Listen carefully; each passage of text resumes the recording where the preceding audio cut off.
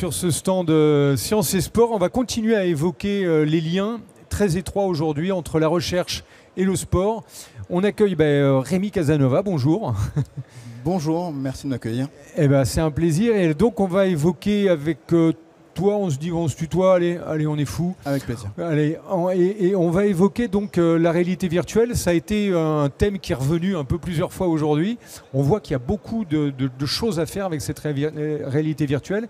Et là, tu as étudié en fait avec l'organisme, le CRVM, l'entraînement des athlètes. Comment on peut optimiser cet entraînement ? Alors, tout à fait. Je vais, dans un premier temps, vous expliquer un peu ce qu'est le CRVM.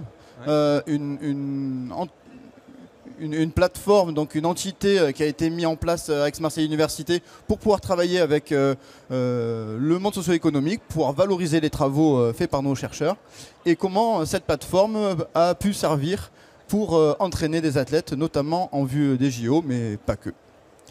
Donc du coup, le CRVM, c'est une plateforme technologique, c'est un label qui a été mis en place à Aix-Marseille Université qui donne des manières de faire et est un gage de qualité sur ce que font les chercheurs et comment ça peut être appliqué pour le monde socio-économique.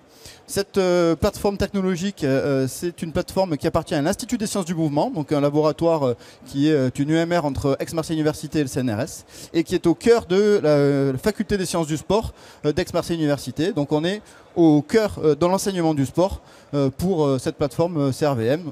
Et vous voyez, on est dans le parc national des Calanques, donc un très bel endroit. Très beau cadre, effectivement, pour étudier le mouvement.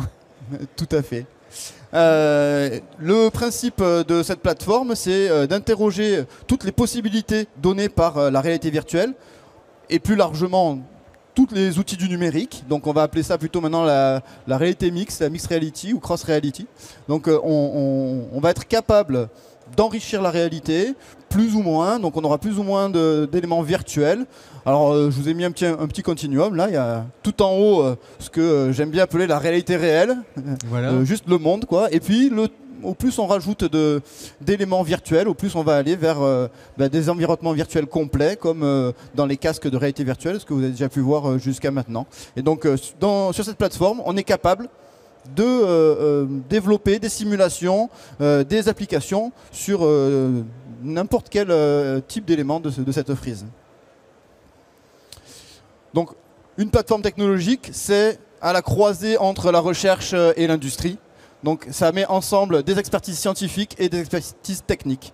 Et donc nous, au CRVM, on a croisé des expertises qui viennent des sciences du numérique, de l'informatique, donc studio de développement, 3D, réel, fabrication de contenu audiovisuel, et puis des compétences scientifiques en facteurs humains, sciences cognitives, comportementales, mais aussi biomécanique, sociologie, psychologie et tout ce qu'il y a à l'Institut des sciences du mouvement, qui est un labo très pluridisciplinaire. C'est une plateforme qui commence maintenant à prendre de l'âge, puisqu'on travaille sur ces thématiques depuis 2017. 2007 2007, pardon. Et qui, à temps plein, occupe 10 collègues, 10 membres, avec des chercheurs, des ingénieurs, et puis également des étudiants en thèse. Et j'ai la chance d'être à la tête de cette plateforme depuis cet automne. Et puis cette plateforme, elle est dans le laboratoire Institut des sciences du mouvement, où il y a 150 personnes. Donc quand on a des sujets qui vont chercher des compétences particulières, on peut aller piocher dans ces 50 personnes. Et si j'ouvre encore, on a aussi l'Institut de Carnot, dans lequel il y a 10 autres laboratoires. Et donc on peut aussi aller chercher des collègues qui font faire d'autres types de disciplines, comme par exemple, on travaille beaucoup en intelligence artificielle en ce moment. Donc on a des laboratoires en intelligence artificielle qui viennent nous aider pour fabriquer des applications de plus en plus efficaces. On le voit un peu dans tous les acteurs qui sont rassemblés, les Carnot bien sûr, le CNRS, l'université, c'est important parce qu'on dit souvent, les Américains ils font beaucoup collaborer les entreprises, les campus universitaires. Là on voit typiquement que dans ce rassemblement autour du mouvement, on a aussi un grand campus universitaire. 65 000 personnes, je crois, à Marseille.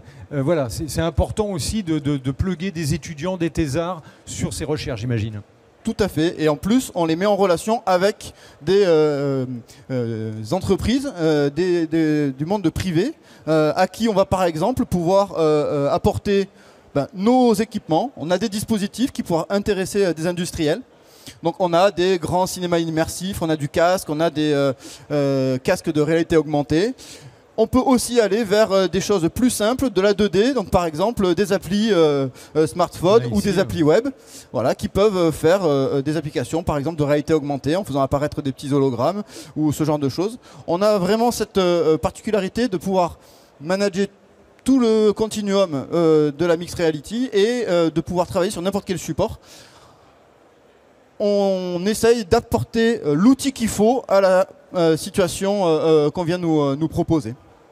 Et bien entendu, ces outils, ils n'ont de sens que si on fabrique du contenu et si on met des choses dedans. Et donc on va fabriquer différents types de contenus. Des contenus interactifs, des avatars, des animations, des scénarios. De temps en temps, on fait un tout petit peu de matériel aussi, comme par exemple des petits équipements voilà, où on va venir équiper par exemple des instruments pour pouvoir interagir dans les simulations.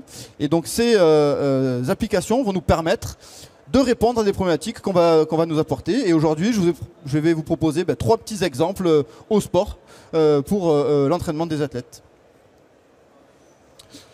Donc le premier projet pour illustrer cela, c'est un projet qui a été lauréat d'un PPR Sport Haute Performance qui est mené par des collègues de Rennes et où on a une des branches de ce projet qui est à Marseille et il s'agit d'entraîner les athlètes pour le relais français pour les JO. Donc c'est pour venir les entraîner sur un sujet vraiment très précis et primordial pour le relais, c'est le passage de témoin. On sait qu'on a beau avoir les athlètes les plus rapides, si jamais le témoin n'arrive pas au bout, ça ne donnera aucun fruit. C'est là des fois où on perd une seconde précieuse, voire 2 secondes. Ah, le relais il est maladroit, le passage se fait mal et hop, ça y est, on a perdu une seconde. Et sur un 4x100 mètres, c'est énorme. Voilà, exactement.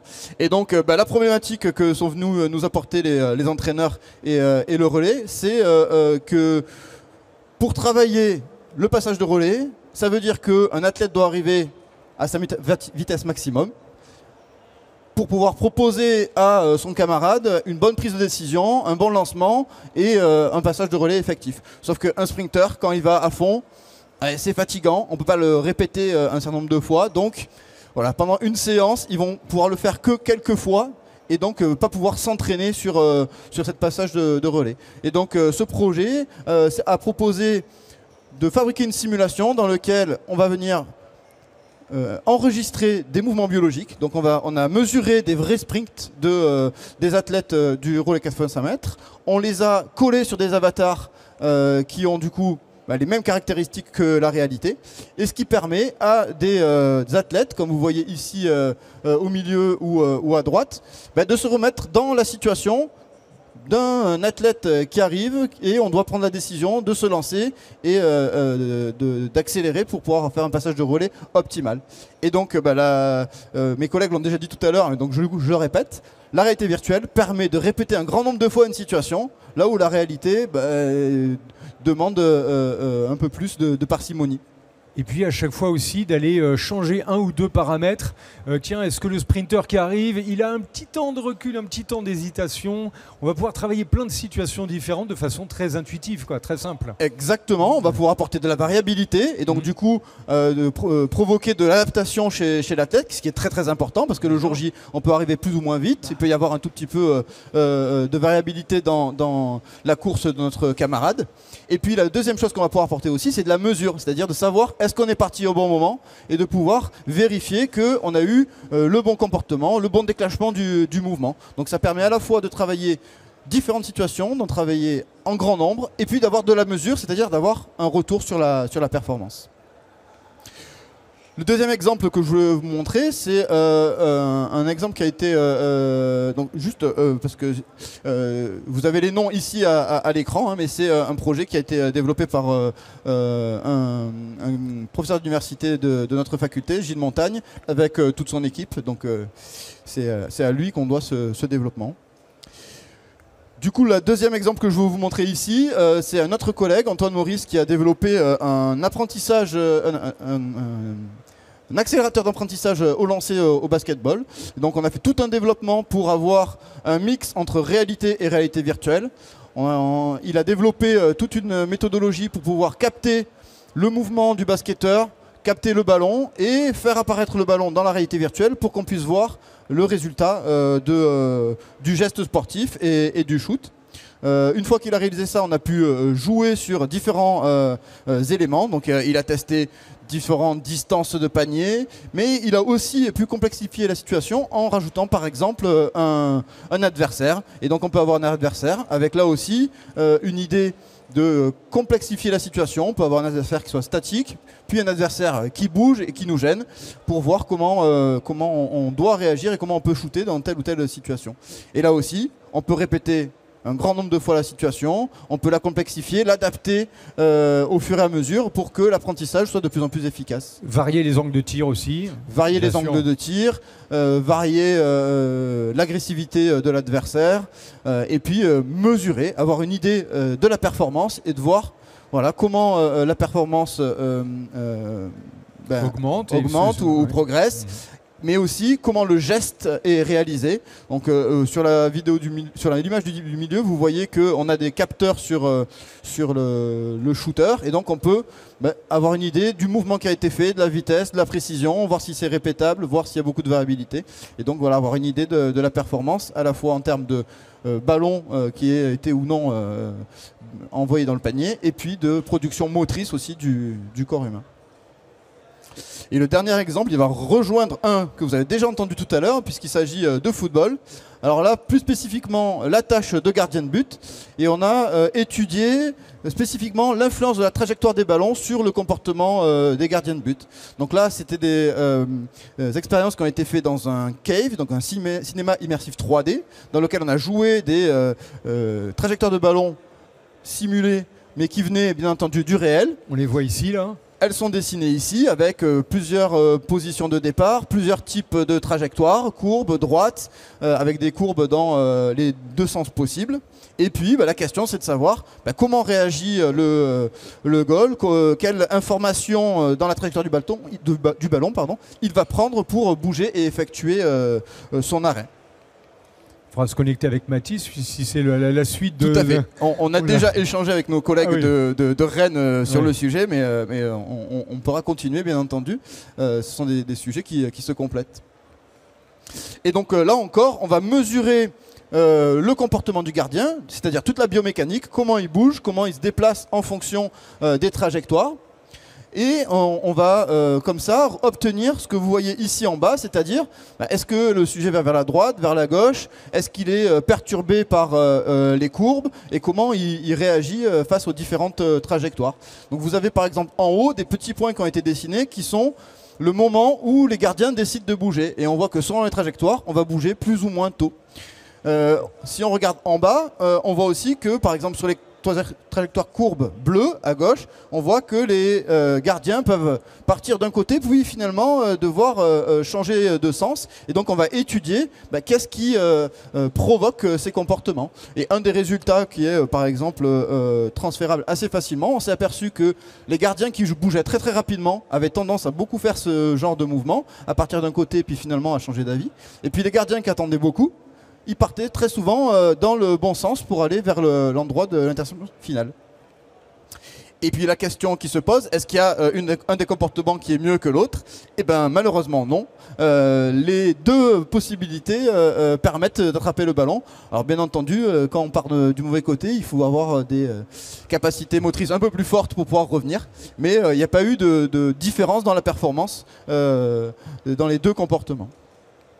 Ça permet de faire aussi ce que vous voyez à droite, c'est-à-dire des petites simulations d'entraînement où on va venir pouvoir jouer et complexifier des situations pour entraîner les gardiens, là encore, en multipliant les situations, sans avoir besoin de quelqu'un qui tire en face et qui potentiellement sera beaucoup plus variable. Là, on va pouvoir contrôler le stimuli et entraîner avec des stimuli adaptés les gardiens en fonction, par exemple, de leur force ou de leur faiblesse. Donc du coup, cette plateforme permet de faire différents travaux avec le monde socio-économique. Donc là, c'était pour le sport, mais on fait ça pour différents types d'industries. On travaille beaucoup pour le monde du transport, par exemple. On a des travaux avec Stellantis, avec Airbus. On fait de la maintenance industrielle. Et on intervient à chaque phase d'un projet de réalité virtuelle. On peut faire du conseil. On peut faire du développement et de fabriquer des applications. On peut bien entendu mettre à disposition nos dispositifs. Et puis surtout, ce qu'on fait, et c'est notre grosse plus-value, c'est l'évaluation scientifique en termes d'efficacité ou non des applications qui sont développées. Donc la réalité virtuelle pour l'entraînement des athlètes qui arrivent pour favoriser la performance des entreprises et des industries. On est ici sur un gros salon industriel.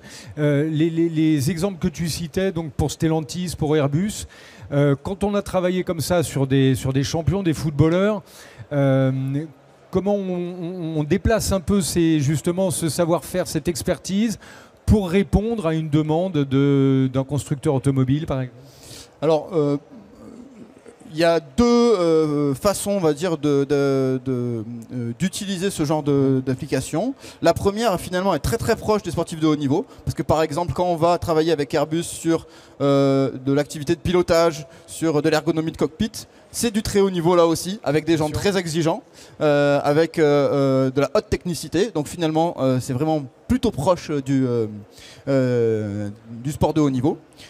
Et puis après, de temps en temps, on va utiliser ces éléments pour faire des choses qui vont permettre plus pour faire de la formation, donc pour pouvoir avoir des applications qui vont graduellement augmenter dans la difficulté ou ce genre de procédés pour pouvoir aider, par exemple, dans la formation pour la maintenance.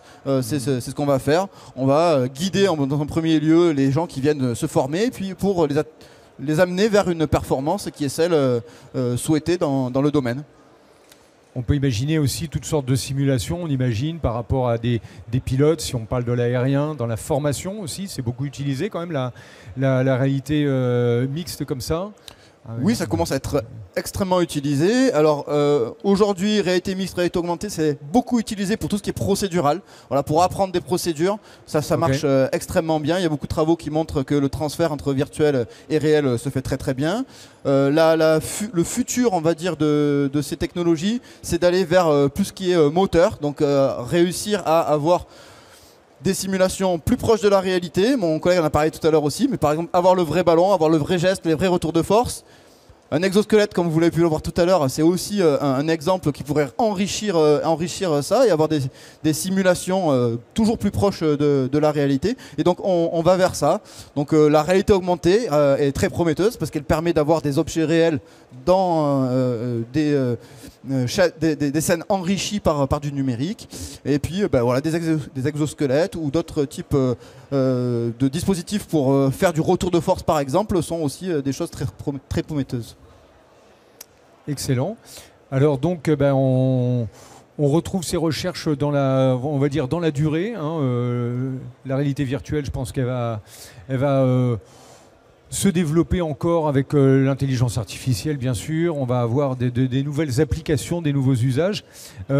Ça s'envisage d'ailleurs, comme dans ce type de recherche, comme quelque chose qui s'incrémente chaque année, qui se renouvelle un peu. J'imagine on n'a pas un objectif de départ, on l'a atteint, on arrête tout. Là, on est sur de la longue durée, j'imagine, non? Sur ces recherches. On peut être à différents niveaux, je vais dire. On peut avoir des projets relativement courts. On va essayer d'être le plus efficace possible, de trouver la solution qui est actuellement disponible pour pouvoir appliquer à la problématique. Et puis, il y a des recherches sur plus long terme. C'est aussi beaucoup guidé sur les progrès technologiques. Voilà, les casques de réalité virtuelle, depuis l'arrivée de Meta, ont extrêmement progressé. Ouais. Le prix a extrêmement diminué.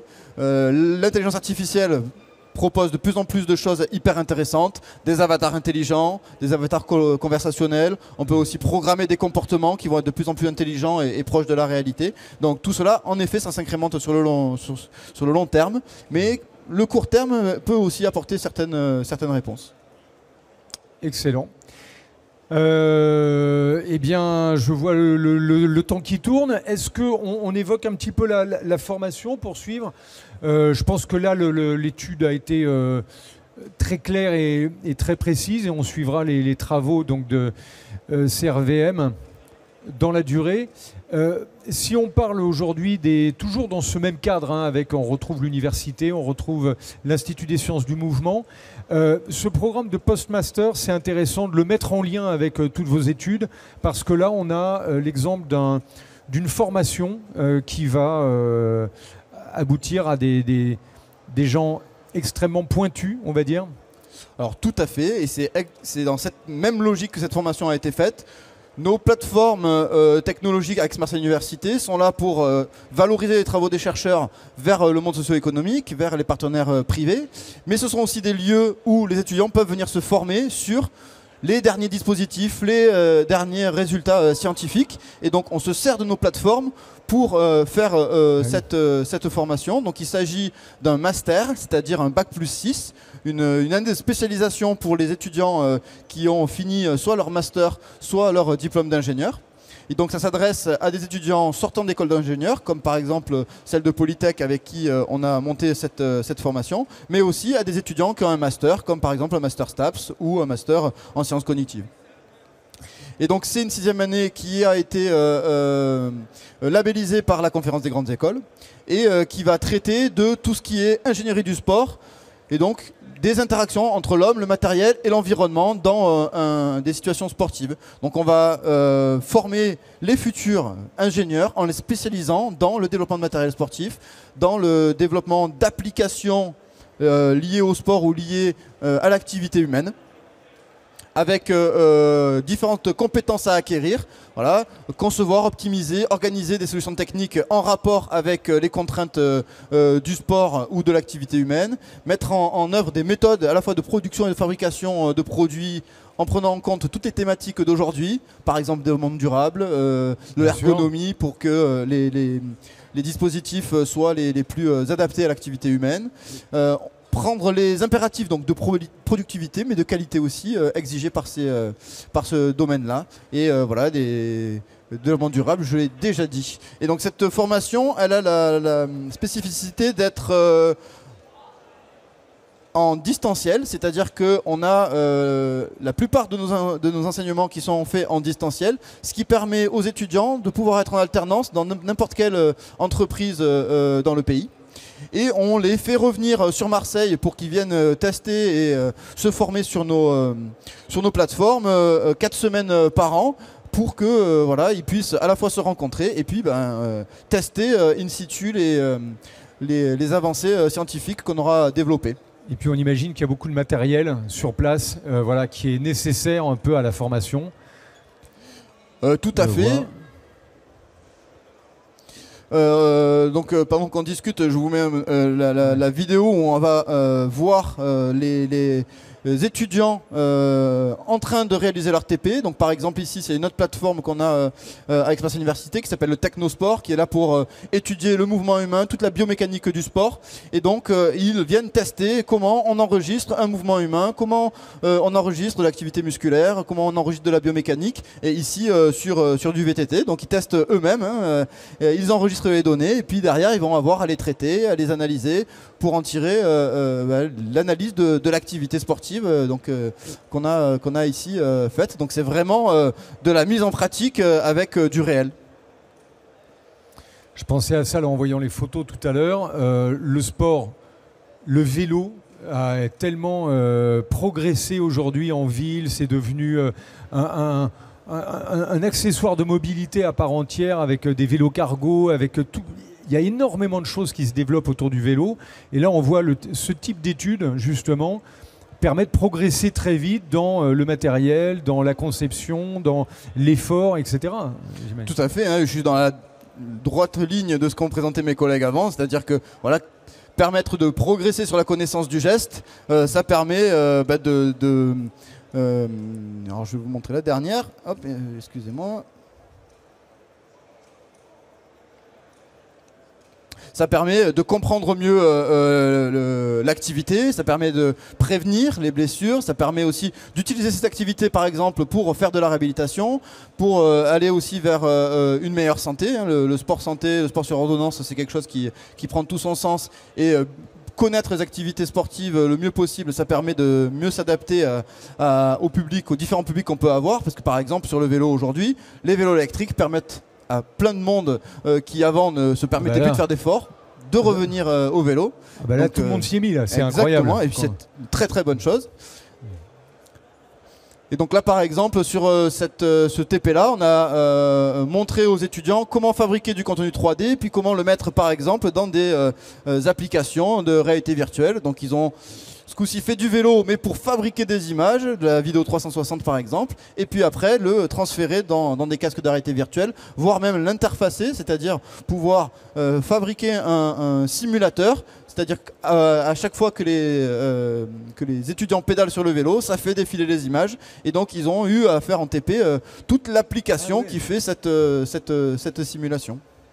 Donc là aussi, TP sur des problèmes bien réels. On fabrique en une après-midi un simulateur de VTT le plus proche possible de la réalité. Énorme, magnifique. Eh bien, est-ce que voilà, on a des. Je vois que le stand de sport, là, puisqu'on est à fond dans le sport, ça marche toujours. Voilà. La réalité, c'est bien aussi. Hein. La réalité, c'est bien. La réalité virtuelle, c'est bien, mais c'est vrai que se mesurer à son copain avec un plastron de taekwondo, c'est pas mal aussi. Excellent, donc on voit que c'est très nourrissant quand même, hein, la recherche, on voit que ça donne envie de faire de la formation derrière, que les jeunes qui veulent s'engager dans un parcours assez long, parce que 6 ans c'est vrai que c'est quand même, voilà, il faut y aller, mais après à l'arrivée on a une expertise qui est très profitable pour l'emploi, pour plein de choses, pour faire avancer, ça donne envie, hein, cette collaboration, on va dire, cette énergie collective. Et je vais rajouter 2 choses, c'est que malgré ce qu'on pourrait penser, cette 6e année, elle est finalement très profitable pour faire de l'ouverture d'esprit aux étudiants, parce qu'ils vont avoir pendant cette année énormément de disciplines très pointues à maîtriser. Donc au final, ils sont au plus haut niveau, mais avec une pluridisciplinarité qui leur ouvre l'esprit, qui leur ouvre les possibles. Ça fait des ingénieurs après qui sont capables de discuter avec plein de corps de métiers différents. Et puis la deuxième chose, c'est que on le propose bien entendu en alternance, donc ce qui fait aussi qu'on peut faire un pas vers l'insertion professionnelle, aller se tester dans une entreprise directement, et puis pourquoi pas trouver son futur job. Carrément. Je vois actuellement là, dans le coin de l'œil des champions là, qui s'entraînent pour le saut en hauteur. C'est assez remarquable. Il y a toujours mais il y a des gens qui sortent comme ça, on se dit mais... Nos jeunes ont de l'énergie. Exactement, comme dans la simulation du basket tout à l'heure là. Bon, merci beaucoup Rémi, et puis affaire à suivre. Alors donc on voit où c'est qu'on se renseigne pour cette formation, comme ça pour regarder le lien, programme Postmaster Ingénierie, c'est ici, donc Polytech Master IHME. Voilà, sur le site de Polytech Marseille, vous avez bien entendu la page du master, et puis vous avez l'adresse mail pour les renseignements si besoin. Donc c'est proposé par amu.fr, ex-Marseille Université. Merci beaucoup. Merci, on peut applaudir Rémi pour cette présentation.